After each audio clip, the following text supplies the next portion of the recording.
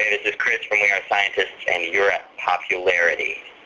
Can you pick a couple of highlights from the album and tell us what they mean to you? Easy peasy. Foreign Kicks is a wonderful song. It occurs about 2/3 of the way through the record. It's just got a cool, sort of chilled out yet very emotional vibe, which is a style of music that I love. I think I class it with a song like Trouble by Lindsey Buckingham. And I don't think we play enough of that type of music, so I love to see us making inroads in that direction. I think we're all right at it, but it's certainly not what we're known for. Highlight number 2 comes right at the beginning, Rules Don't Stop. I like this song, or rather I should say it's meaningful to me because of how much it accomplishes in such a short time. I think it's a remarkably complete sounding song for being just 2 minutes and 15 seconds, I think it is. Highlight number 3, and my final highlight, Central AC, the last song on the record, I think has a really cool sort of, more like, not indie rock songwriting style to it, as much as just like straight up kind of slightly older school rock sound to it.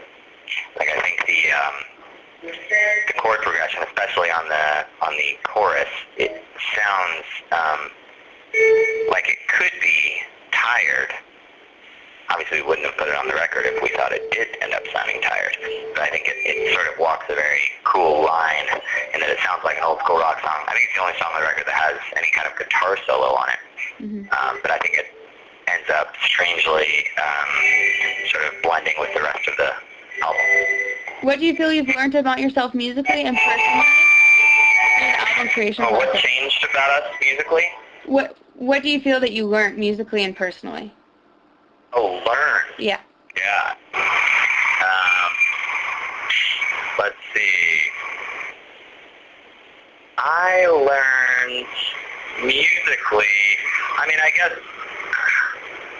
guess musically, well, here's a very straightforward answer. On the song Foreign Kicks, I play with my strings muted, sort of muting with my picking hand, and I had never actually done that before. I was aware of the technique, but I've never done it before. Mm-hmm. And I had to learn how to do it. And now I can. This has been a major step forward. Up next for me is slapping, which I've never had any use for, but it would be nice to have in the tool belt just in case. Personally, what have I learned? Well, I think our last record was Brain Trust Mastery was a very, at least often, very fraught experience for all of us. It was often sort of difficult creatively because of sort of differences of opinion, amongst the voting players, and it was, although I think it turned out to be a absolutely fantastic record, it was not often fun making it. This record was incredibly fun the entire time and felt both effortless and also incredibly rich in terms of what was coming out. So I suppose I learned to expect that because now I no longer feel like it needs to be as painful as Brain Trust Mastery was. Mm-hmm. And I will never again, settle for that kind of difficult record making. Mm-hmm. Is there one memory that really stands out from the creation of the album? It wasn't anything cataclysmic. As I said, it was all just really smooth sailing. I remember being really frustrated with how expensive it became to do the short amount of recording that we did in London. We recorded the record in sections. We recorded in London, New York, and LA, 2 different trips to LA. And although I've spent plenty of time in London over the last 5 years, this was the first really thing that we did without a label, and so we were, and still are, kind of footing all of the bills and being really conscious about, even fairly minor expenditures like a 100-pound taxi or something is just incredible.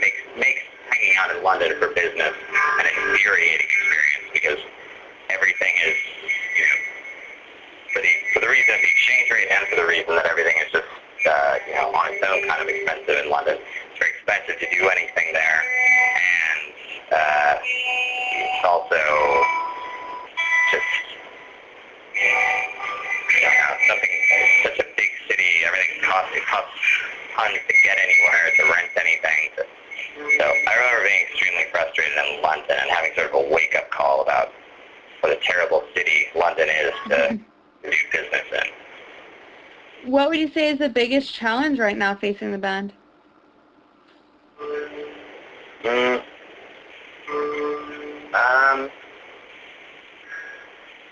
Well, the biggest challenge, I guess, is getting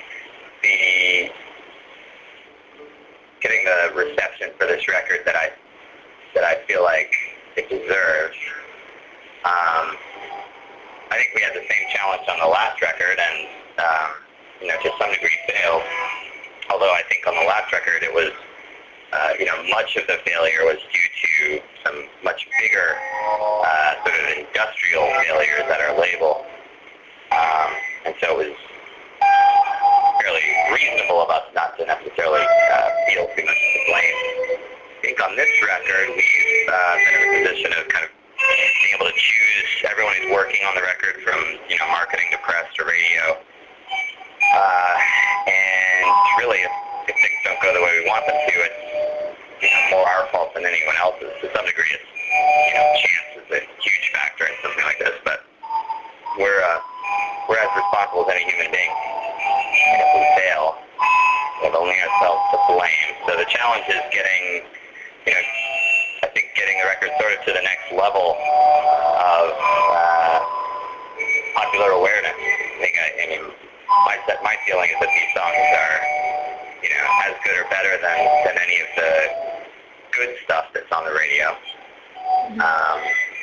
And it deserves to be heard by more people than our previous records have been heard by.